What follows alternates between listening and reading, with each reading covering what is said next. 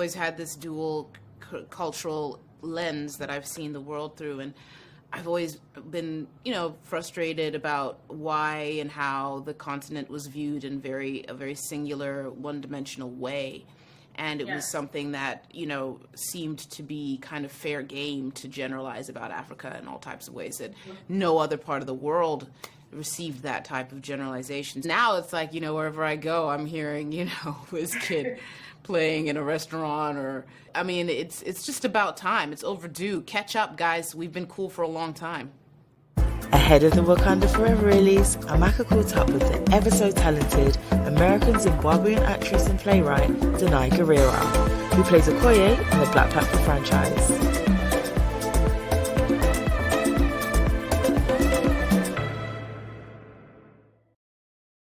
Hey Danai, firstly I just want to say a huge congratulations for what you and the rest of the cast have achieved with Wakanda Forever. Thank you. I just watched it a couple of hours ago and I literally still have goosebumps. I'm completely in awe. Your performance was absolutely breathtaking. Thank you. I need to get started though. So I want to begin by saying, we've had a lot of reactions online from the critics and fans, and one of the reactions that I saw was that Black Panther franchise was the gem of the Marvel Cinematic Universe. With there being such an overarching positive response to Wakanda Forever, specifically because it embodies African culture, I'd just like to know what your thoughts are on the current interest towards African culture globally.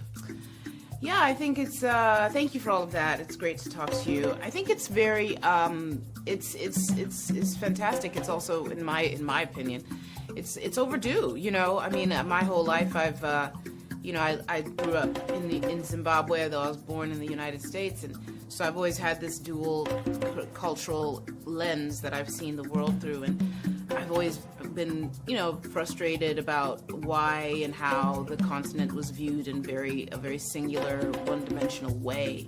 And it was something that, seemed to be kind of fair game to generalize about Africa in all types of ways that no other part of the world received that type of generalization. So it was very, it felt very, very, what would I say, gratifying to be a part of this and to be a part of something that kind of really puts that all to question and makes Africa really seen in a whole other way. But also, as you're saying, hopefully there's more of that happening. I know there's a great deal happening with, with our music of late.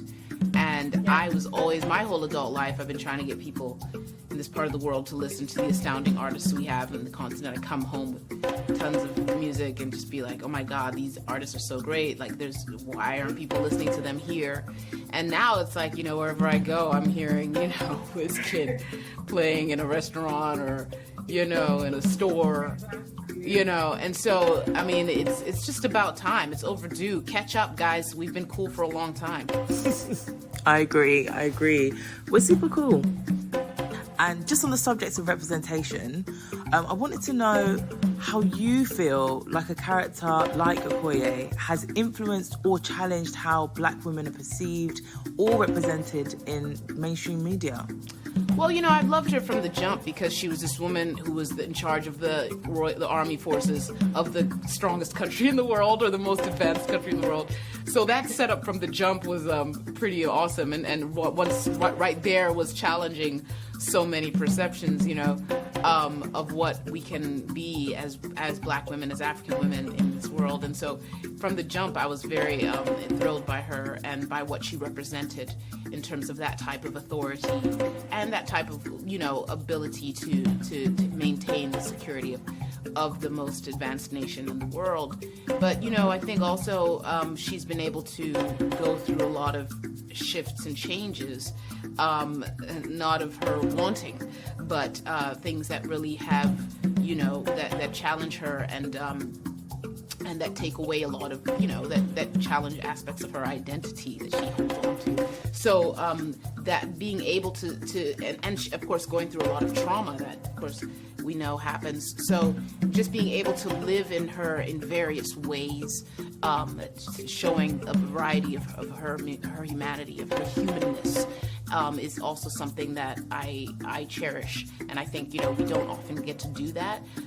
When we get handed scripts, they can often be not allowing us the range that we know we embody as Black women, as African women, as women of African descent. So that was that about her, I think, is really exciting to me, to always be able to play, because I have to train like a madman to be able to do what she does, and, you know, sacrifice some ligaments, but at the same time I also have to find all these other emotions that she goes through in this course of the journey.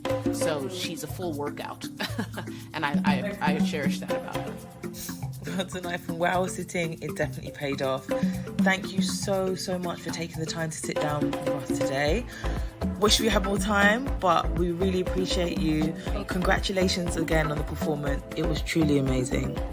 Thank you. It's very kind of you.